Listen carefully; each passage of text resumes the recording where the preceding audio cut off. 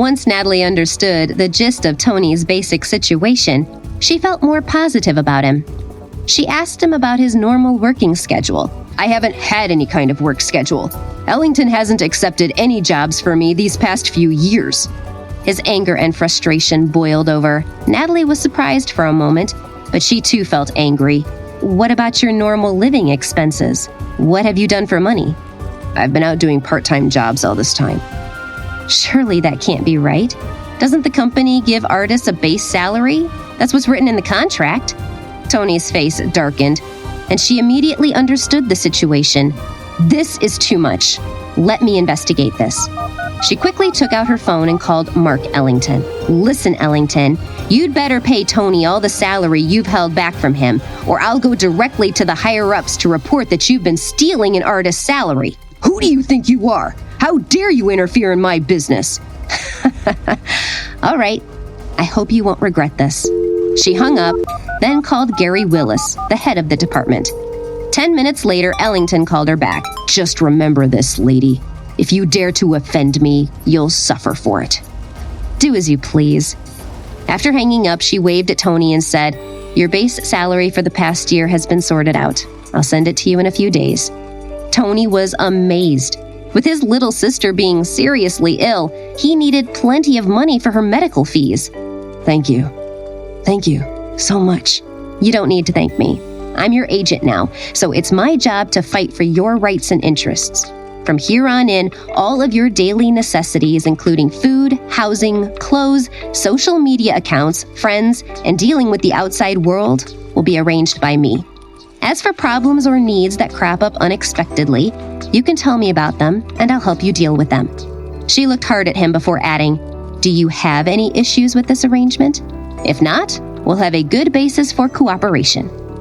She stretched her hand out to shake on the deal. Tony looked at Natalie's serious expression. He relaxed as he shook Natalie's hand and said, "Here's to happy cooperation." Before he left, Natalie gave him her contact details. Once Tony had left, Natalie started organizing all the information in her office. By the time she raised her head from the screen, everyone else had gone home. When she got home, Bryce wasn't there. When dinner was about to start, Bryce arrived suddenly. He looked at Natalie and asked, "How was your day? How did work go?" "It's all good." Bryce nodded and didn't comment further. The dining room suddenly became very quiet. Mrs. Perkins felt something was not right. "Mr. Bryce, Liam will be going to the academy again tomorrow. Do you want to drive him there with Mrs. Claire?" "Dad, will you?" Bryce frowned. Then his expression changed very subtly, but he didn't answer straight away. "Daddy is very busy with work. I will take you to school." Mrs. Perkins felt sorry for the little guy when she saw the disappointment on his face. "Mr. Bryce, when a child goes to school, it's best for both parents to take them. Otherwise, the child might get bullied."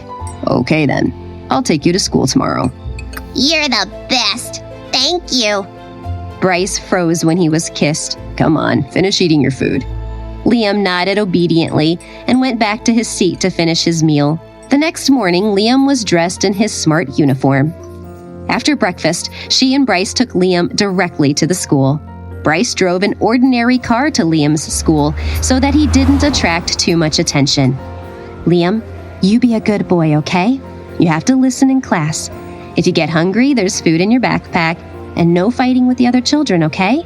After listening to his mom, Liam nodded obediently and said, "I understand, Mom.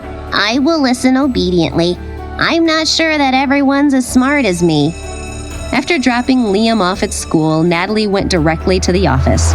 She'd told Tony to meet her at the studio, but just as she was going in, she heard a man say mockingly, "Oh my, if it isn't Tony Bovell. What are you doing in a small studio like this?" Another voice joined in. "That's right. I heard a powerful female agent took you away from your old buddy Mark. Thought you'd be in a blockbuster by now." Then the man who'd spoken first scoffed coldly, "Tony, why don't you go and find that manager of yours? Rumor has it she's quite pretty." There was laughter in the room at this. The mockery was clear. While they were mocking Tony, Natalie leaned against the door, looking in and observing everyone's expressions. But Tony was completely indifferent. Tony, why don't you tell us the reason why you didn't give Mark Ellington what he wanted? You've gone to a small unknown agent instead. That's not going to turn your life around, is it?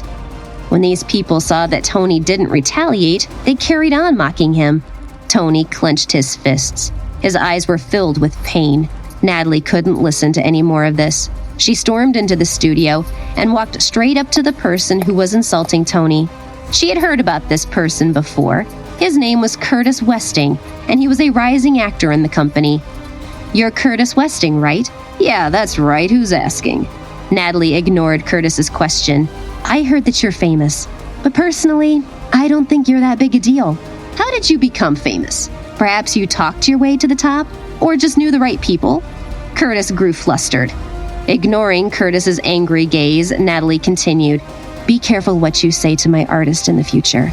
Otherwise, I'll have to make a trip to the manager's office. Don't say I didn't warn you.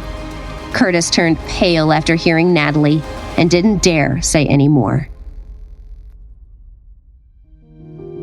Hi, I am Natalie. Want to know my story? Then download the Pocket FM app and listen to the exciting episodes of The Return Now.